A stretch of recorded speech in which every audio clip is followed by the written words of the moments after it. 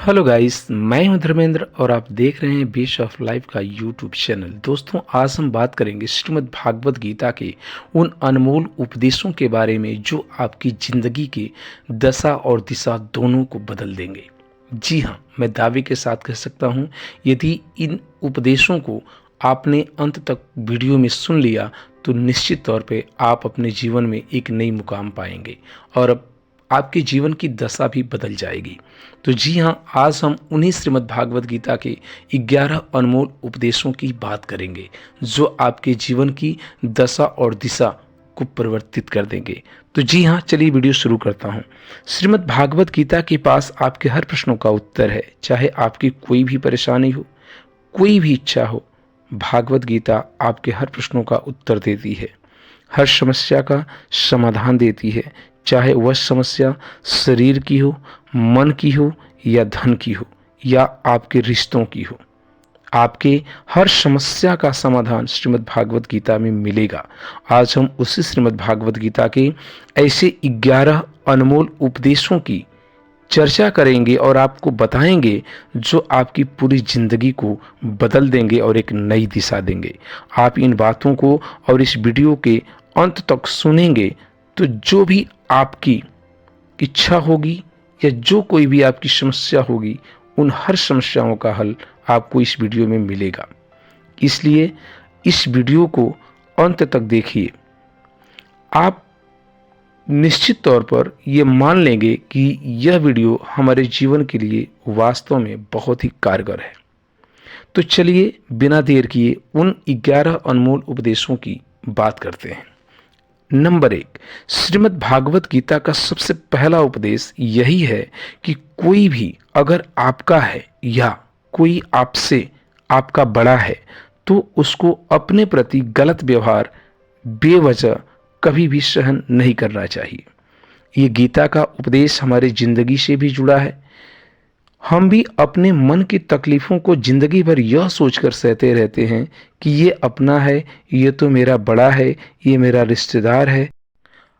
हम कैसे कह सकते हैं, कुछ कह दिए तो रिश्ते खराब हो जाएंगे, हमारे रिश्ते ही नहीं रहेंगे। आप एक बात शायद भूल जाते हैं। सोचने की बात यह है कि उस व्यक्ति को आप अपना कैसे मान सकते हैं जो आपकी तकलीफों को की वजह हो। अपना तो वह होता है जो हमारी तकलीफों को समाप्त कर दे, तकलीफों का कारण न बने। तो गीता का यह उपदेश है कि किसी को भी अपना फायदा मत उठाने दो, किसी को भी अपने ऊपर जुल्म मत करने दो, क्योंकि आप जितना जुर्म सहते हैं उतना ही उसको साहस मिलता है और जुल्म करने का। इसलिए कभी भी बेवजह किए गए जुल्म को अपने ऊपर बर्दाश्त नहीं करना चाहिए। गीता का पहला अध्याय, जिसका नाम अर्जुन विषाद योग तथा दूसरा अध्याय सांख्य योग है, उसके आरंभ में अर्जुन ने कृष्ण के आगे अपना दुख व्यक्त करते हुए कहा, हे केशव, मैं कौरवों से कैसे युद्ध कर सकता हूँ? ये तो मेरे अपने हैं। मैं कैसे गुरु द्रोण पर बाण चलाऊं? पितामह भीष्म पर मैं किस हाथ से बाण चलाऊंगा जिनकी गोद में मेरा बचपन बढ़ा था? ये सभी पूजनीय हैं। मैं भीख मांग करके जी लूंगा, अपने परिवार को जिला लूंगा, लेकिन मैं इनसे युद्ध नहीं करूंगा। हे केशव, मैं कैसे अपने भाइयों कौरवों पर बाण चलाऊंगा? इस राज सुख के लिए मैं अपने अपनों पर बाण नहीं चला सकता। मैं सन्यासी बन जाऊंगा, जंगल में अपना जीवन व्यतीत कर दूंगा, लेकिन मैं अपनों पर बाण नहीं चलाऊंगा। इस बात पर कृष्ण ने अर्जुन से कहा, यहाँ कौन अपना है, कौन पराया है? जो अधर्म करता है वह अधर्मी है और उसके साथ युद्ध करना तुम्हें मोक्ष और मुक्ति का मार्ग देगा। तुम मोह त्याग दो, अपने परायों का इन सारी चीजों से दूर हो जाओ और धर्म और अधर्म की बात करो। जो अधर्मी होता है वह किसी का अपना नहीं होता। सही और गलत की बात है, कौन गलत है कौन सही है, धर्म और अधर्म की बात है। तुम सहन करोगे तो वह और गलतियां करेगा, इसलिए मुंह को त्याग दो और उनसे युद्ध करो, नहीं तो सारा जग तुम्हारी निंदा ही करेगा। यह महाभारत की एक और घटना और एक और कहानी है, जब अर्जुन अपने पुत्र अभिमन्यु की मृत्यु पर शोक करते हैं और रोते हैं और खुद के जीवन को नष्ट करने की बात करते हैं, युद्ध के समाप्त करने की बात करते हैं, तो भगवान कृष्ण उन्हें आत्माओं के लोक में लेकर जाते हैं, जहां अभिमन्यु आनंद से बैठा हुआ था, क्योंकि उसने क्षत्रियोचित व्यवहार किया, इसलिए उससे उत्तम पद की प्राप्ति हुई। और जब भगवान कृष्ण अर्जुन को लेकर के उस आत्माओं के लोक में गए, तो अर्जुन ने अपने बेटे को देखा तो बड़े हर्षोल्लास के साथ दौड़ पड़े अपने बेटे से मिलने के लिए। बेटा बेटा कहते हुए अभिमन्यु की तरफ दौड़ते हैं और रोने लगते हैं। बेटा, मैं तो तुम्हारे लिए विलाप कर रहा था। अभिमन्यु ने जो बात कही वो सुनने लायक बात है। अभिमन्यु ने अपने पिता अर्जुन से कहा, हे पिताश्री, ये जन्म आपका मेरे पिता के रूप में था। हो सकता है आपका कितना जन्म हुआ होगा उस धरती पर, मेरा कितना जन्म हुआ होगा उस धरती पर, और मैं कितने बार आपका पिता बना हूँगा और आप भी किसी और के बेटे रहे होंगे। यहाँ कौन बेटा कौन पुत्र, आत्मा हमेशा अजर अमर अनादि है, अजन्मा है। ये तो सिर्फ शरीर है जो मरती है, जीर्ण शीर्ण होती है, इसलिए इस मोह को त्याग दीजिए। दूसरा गीता का अनमोल उपदेश यह है कि जो चला गया उसका दुख नहीं करना चाहिए और जो आने वाला है उसकी चिंता नहीं करनी चाहिए। जब महाभारत का युद्ध चल रहा था तब अर्जुन ने कृष्ण से कहा, अगर युद्ध होता रहा तो सैकड़ों लोग मारे जाएंगे, कितनी औरतें विधवा हो जाएंगी, तो फिर ये समाज कैसे बढ़ेगा। अभी बहुत बातें विस्तार से कहते हैं। तो भगवान कृष्ण ने कहा, अशोच्यानन्य शोचात् सत्वरम प्रगन्यावाद भाषदे गतासुन अगतासुश्च ज्ञानो सोचंती पंडिता। श्री कृष्ण बोले, हे अर्जुन, तू बड़ी बड़ी ज्ञानियों वाली बात करता है, लेकिन जो सच में ज्ञानी होता है वो जाने वालों का या जो जा चुके हैं उनकी चिंता नहीं करते। अभी मेरे पास बहुत समय है तुम्हें इन बातों को समझाने के लिए। हे अर्जुन, एक बात बताओ, इस धरती पर क्या तुमसे पहले और भी लोग आए थे या नहीं? अर्जुन ने कहा, क्यों नहीं? तो भगवान कृष्ण ने कहा कि जो चले गए हैं उनके भी तो कोई अपने रहे होंगे, वो भी तो किसी और के अपने रहे होंगे। फिर शोक किस बात का, जब जानते ही हो कि इस धरती पर जिस भी वस्तु का जन्म हुआ उसका नाश होना ही होना है, उसे समाप्त ही होना है, तो फिर उस समाप्ति के लिए शोक करके तुम अपने आप को कष्ट क्यों देते हो? इसलिए इस मोह का त्याग करो और जो धर्म की मांग है उस धर्मानुसार तुम युद्ध करो। श्रीमद् भागवत गीता का तीसरा उपदेश यह है कि समय बर्बाद मत कीजिए। अभी मेरे पास बहुत समय है, यह सोचकर कभी भी अपने समय को बर्बाद नहीं करना चाहिए। एक कहानी सुनाता हूं। एक गुरुजी ने अपने शिष्य को पारस पत्थर दिया। वह बड़ा आलसी था।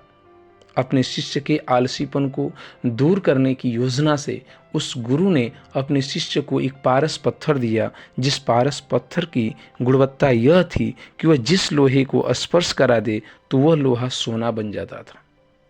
गुरु ने अपने शिष्य को वो पारस का पत्थर दे दिया और कहा, शिष्य, यह पत्थर संभाल के रखना और जिस लोहे से तुम इसे स्पर्श करा दोगे वह लोहा सोना बन जाएगा।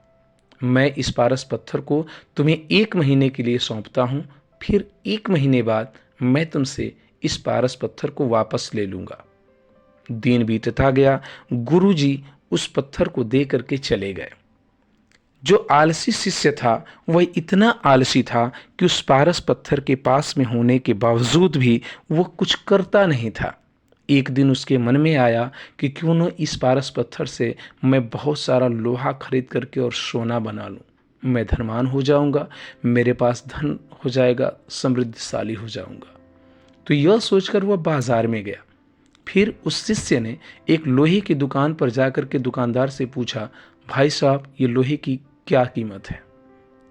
दुकानदार ने कहा, अभी मार्केट में लोहे का दाम बढ़ चुका है, इस रेट का मिल जाएगा आपको। तो शिष्य ने कहा, ये घट भी सकता है, क्यों ना 10 दिन के बाद में ले लूं, बहुत महंगा है। यह सोच करके वह आलसी शिष्य घर वापस चला आया। सोचते सोचते वो दिन धीरे धीरे निकल गया। 1 महीना बीत गया। फिर 1 महीना बीतने के बाद वही गुरुजी पारस पत्थर लेने के लिए उस शिष्य के पास आ गए।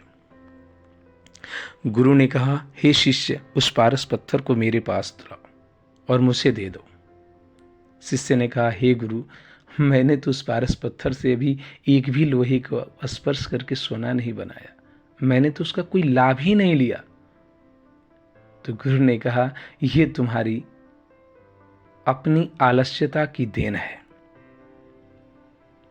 तुमने समय का मूल नहीं समझा और आलसीपन होते गए और अपने समय को व्यतीत कर दिया, तो फिर इसमें मेरा क्या दोष?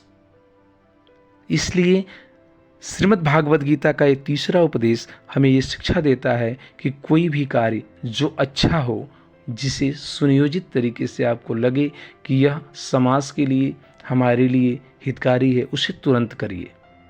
टालना नहीं चाहिए, समय को बर्बाद नहीं करना चाहिए। गीता का एक अगला उपदेश है जिसमें भगवान कृष्ण अर्जुन से कहते हैं कि एक बार समय की बात है, जब समय की कीमत इंसान नहीं समझता है तो समय इंसान को ही नष्ट कर देता है। इसी एक घटना से समझाते हैं और बताते हैं कि एक समय एक पक्षी था, पक्षियों का एक जोड़ा जो कि आराम से एक पेड़ पर बैठा हुआ था। एक शिकारी आया और उसमें से जो मादा पक्षी थी उसने उसे बाण से मार दिया। बाण लगते ही वह मादा पक्षी पेड़ से गिरी और मर गई। जो नर पक्षी था वह अपनी उस मादा पक्षी के बिलाप करने लगा, उसके मुंह में रोने लगा और रोते रोते वह यह भूल गया कि जिस शिकारी ने उस मादा पक्षी को प्रहार किया था बाण से, हो सकता है कि वह उसको भी आघात दे दे। हुआ यही, वह बिलाप करने में लीन था, तब तक अवसर मिल गया और वह शिकारी उसे भी एक बाण से प्रहार करके मार डाला। तो ये बात होती है, आप समय रहते जब समय की कीमत नहीं समझेंगे तो वो समय आपको खुद को बर्बाद कर देगा। इसके बाद श्रीमद् भागवत गीता में भगवान कृष्ण अर्जुन को उपदेश देते हैं और कहते हैं कि मन को कंट्रोल करना इंसान के जीवन के लिए सबसे जरूरी चीज है। अपने विचारों को सही दिशा देना इंसान का परम कर्तव्य है। एक बार एक कहानी बताता हूं। एक राजा जो अपने महल में बड़े ही शौक से शासन कर रहा था, एक साधु जी पहुंचे और दरबार लगा हुआ था। न सैनिकों से, न दरबारियों से, न यहां तक कि राजा से भी नहीं पूछे और सीधा राजा के महल के अंदर चले गए। उनके शयन कक्ष में जाकर के उनके बिस्तर पर लेट गए, खूब आराम से सोए। यह घटना देखकर सैनिक गए, साधु जी को 2-3 बार आवाज दी। साधु जी ने कुछ नहीं बोला। चूंकि संत का रूप देख करके सैनिक वापस लौट आए, राजा साहब को ये सारी बात बताए। राजा साहब खुद जाते हैं और पूछते हैं, हे महाराज, आपको दूसरा भी तो स्थान दिया जा सकता था, आप यहाँ कैसे चले आए? इस बिस्तर पे आपका सोना क्या उचित है एक राजा के?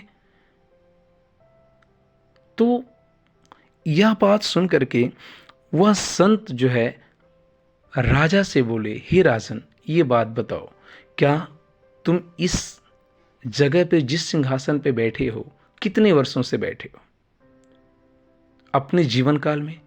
इसके पहले यहां कौन बैठा था? राजा ने कहा, मेरे पिताजी बैठे होंगे, हो सकता है इनके पहले भी कोई और बैठा हो। तो राजा ने कहा, हाँ सर, हाँ महाराज, कोई जरूर बैठा होगा। तो संत जी ने कहा, जब यहाँ तुम रह नहीं सकते, कुछ दिन के लिए ही ठहरे हो, और जो भी इस सिंहासन पे बैठा वो कुछ दिन के लिए ही रहा, तब तो ये तुम्हारा राजमहल नहीं, ये धर्मशाला है। और धर्मशाला में तो कोई भी आ जा सकता है, कोई कहीं भी बैठ सकता है, इसमें भेद कैसा? इसलिए ऊंच नीच का भाव और अपने को श्रेष्ठ मानने का भाव इंसान को अपने जीवन से त्याग देना चाहिए और अपने मन को नियंत्रित करके विचारों को सही दिशा में रखना चाहिए। एक घटना और है। एक राजा बहुत ही प्रतापी राजा था। चारों तरफ विजय पताका फहराने के बाद शौक और शान के साथ अपना सिंहासन पर बैठ करके अपने राजगद्दी पर बैठे हुए अपने राजकाल की व्यवस्था देख रहा था। एक दिन उससे लगा कि मेरा मन बड़ा बेचैन है, मैंने इतनी समृद्धि कमा ली, इतनी प्रसिद्धि कमा ली, इसके बाद भी मेरा मन बड़ा बेचैन रहता है। मन की बेचैनी को दूर करने के लिए वो अपने राजगुरु के पास जाते हैं। राजा ने अपने राजगुरु से कहा, हे गुरु, मेरे मन में बहुत बेचैनी है, मेरा मन अभी भी शांत नहीं है, इसे शांत करने का कोई उपाय दीजिए। उनके गुरु ने कहा, जो इंसान मन की शांति को प्राप्त कर लिया होगा, शांतचित्त हो गया होगा, उसका कुर्ता मिल जाए ना, तुम पहन लो, तुम्हें शांति मिल जाएगी। राजा बड़ा विस्मय पड़े, आए दरबार में अपने सभी दरबारियों से, मंत्री से सबको कह दिए कि इसमें कौन सा ऐसा व्यक्ति है जिसने शांति को प्राप्त कर लिया है, जिसका मन शांतचित्त हो गया है। वो जो धन मांगेगा मैं उसे दूंगा, मुझे उसका कुर्ता चाहिए। पहले तो सभी लोग खुश हुए कि धन मिलेगा, लेकिन शांतचित्त होने वाली बात उनमें से कोई नहीं था जिसकी आत्मा शांतचित्त हो गई हो। इसलिए सभी का सर नीचे झुक गया। यह बात पूरे उसके राजा के राज्य में फैला दी गई सैनिकों के द्वारा। फिर सिंहासन पर बैठे हुए राजा ने घोषणा कर दिया कि जाओ और कोई भी ऐसा व्यक्ति मिल जाए जो ये कहे कि मेरा दिल, मेरी आत्मा, मेरा मन बिल्कुल शांत है, तो उसे पकड़ करके लाइए। राजा के सैनिक घूमते गए, जंगल में पहुंचे तो एक साधु को देखे जो कि एक पेड़ के नीचे बैठे हुए शांत चित्त मन से तपस्या कर रहे थे। सैनिकों ने पूछा, क्या संत जी आपकी आत्मा शांत है, आप शांत मन से हैं? तो उन्होंने कहा, हाँ, मेरी कोई इच्छा नहीं, मैं शांत हूँ, मेरी आत्मा, मेरा मन बिल्कुल शांत चित्त है। सैनिकों ने राजा के आदेशानुसार उस साधु को पकड़ करके राजमहल में लाए। राजमहल में आने के बाद राजा ने वही प्रश्न पूछा, क्या आप मन से शांत हैं? साधु का वही जवाब था, हाँ श्रीमान, मेरा मन, मेरी आत्मा सब शांत है, मैं शांत चित्त हूँ, बिल्कुल शांत चित्त। तो राजा ने कहा, हे महाराज, आप जो मांगे मैं आपको वो धन दूंगा, आप अपना वस्त्र मुझे दे दीजिए, अपना कुर्ता मुझे दे दीजिए। तो राजा की इस बात को सुन करके उस साधु ने कहा, हे राजन, मेरा मन तो शांत है, लेकिन मैं आपको कैसे दे सकता हूँ, मेरे पास तो कोई कुर्ता ही नहीं है, एक सिर्फ शरीर को ढकने का एक वस्त्र मात्र है, और तो कुछ नहीं। राजा को ये बात बड़ी नागवार लगी, उसकी आंखें खुल गई। उसने सोचा, क्या इस साधु का मन शांत है, इसके पास कुछ भी नहीं है, फिर भी इसने शांति को प्राप्त कर लिया, और मैंने सारी चीज़ों को जीतने के बाद, इतनी धन समृद्धि प्राप्त करने के बाद भी मेरा मन शांत नहीं। उसकी आंखें खुली। राजा ने सोच लिया कि जो शांति मैं बाहर ढूंढ रहा हूँ, सांसारिक वस्तुओं में ढूंढ रहा हूँ, वो शांति बाहरी चीज़ों में नहीं है, ये तो अपनी खुद की अंतरात्मा में है। इसलिए अपने मन को नियंत्रण में रखना ही सुख और समृद्धि का मार्ग है। आपको शांति अगर चाहिए तो अपने मन को नियंत्रित करना सीखिए, अपनी इच्छाओं को अपने बस में करना सीखिए। गीता के अगले उपदेश में भगवान कृष्ण अर्जुन को समझाते हैं और कहते हैं कि वासना, क्रोध और लालच, ये जितनी चीजें हैं इंसान को नर्क की तरफ ले जाती हैं और उसके जीवन के सुख को समाप्त कर देते हैं। भगवान कृष्ण गीता के अगले उपदेश, छठे उपदेश में कहते हैं कि सब भगवान एक ही हैं, इसलिए कभी भी देवी देवताओं में, किसी के धर्म में, किसी के इष्ट में भेदभाव नहीं करना चाहिए। सब मेरे ही रूप हैं। 7वें उपदेश में भगवान कृष्ण अर्जुन को कहते हैं कि सुख की इच्छा ही दुखों का कारण है। इंसान जितना ज़्यादा सुख के पीछे भागता है उसे उतना ही दुख मिलता है, क्योंकि हर वो सुख देने वाली वस्तु उसके जीवन का दुख का कारण बनती है और उसी सुख की तलाश में भटकते हुए वो दुख को प्राप्त करता है। गीता का 8वां उपदेश यह है कि जो सभी की आशाओं को छोड़कर ईश्वर के शरण में आ जाता है, ईश्वर उसकी हमेशा रक्षा करते हैं।